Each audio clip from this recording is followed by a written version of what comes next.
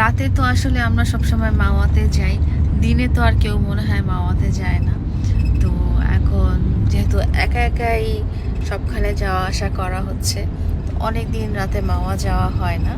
তো আমি ভাবলাম যে স্টার্ট করি, যাই ঘুরে আসি। অনেক দিন, কালকে এত ঝড় বৃষ্টি ছিল, ঝড় বৃষ্টির মাঝখানে তখনই যেতে ইচ্ছা করছিল যে ঝড়ের মধ্যে যাই। তো কালকে তো আমরা আম খাওয়া দেখলাম, আম খাওয়া দাওয়া করে এত বৃষ্টি হলো, পরে মনে হলো যে এত বৃষ্টিতে মাওয়াতে বের হতে পারবো না।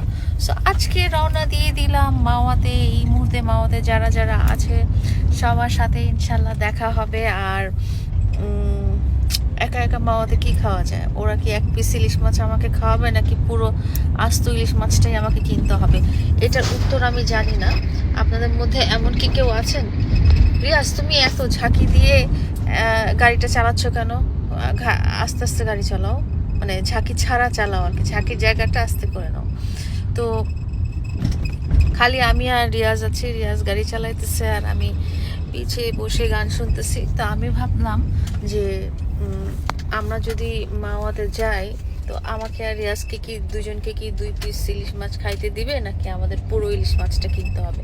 তো এই কোয়েশ্চেনের উত্তর আমার আসলে জানা নাই। এখন আমরা আছি ফ্লাইওভার, এটা কোন জায়গা? খিলগাঁও।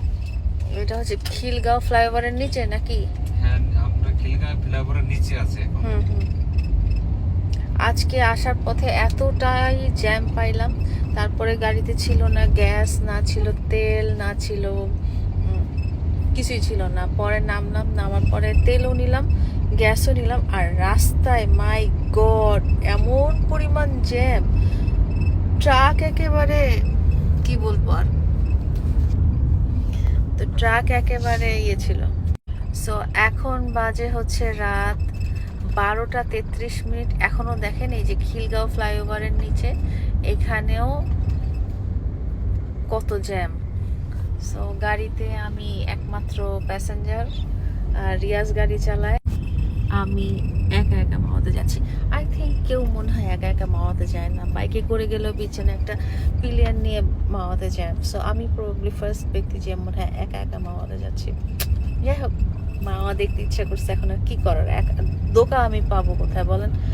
এই মুহূর্তে তো হঠাৎ করে কাউরে পাওয়া যাবে না যে ভাই আসো তুমি আমার সাথে মাওয়া যাবা কি যাবা না। তো আজকে আমি রওনা দিয়েছি বাসা থেকে 11টা 24 মিনিটে, এখন বাজে 12টা 34, মানে 1 ঘন্টা পার হয়েছে শুধু জ্যাম ঠেলতে ঠেলতে। সো দেখেন আমার সাথে কি করা হলো।